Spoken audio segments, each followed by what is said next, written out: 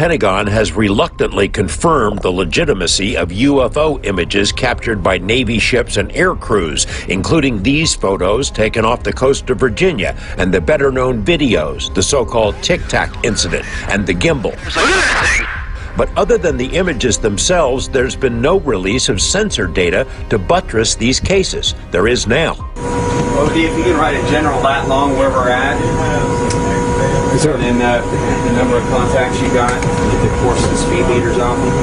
Over a period of hours, crew members on the USS Omaha, which is located in the center of this radar screen, monitored the approach of the unknown objects, as many as 14 at one point, all around the ship. 2 different radar systems watched the objects and estimated their speed. Track 781 just sped up to 46 knots, 50 knots, closing in. 38 knots. That one's pretty much perfectly 000 relative, right?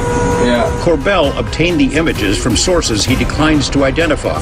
The Pentagon's UAP task force considers the Omaha spheres to be true unknowns. The ships that were under observation by the unknowns were unable to track where they came from or where they disappeared to. The Omaha sphere appears to have vanished into the ocean.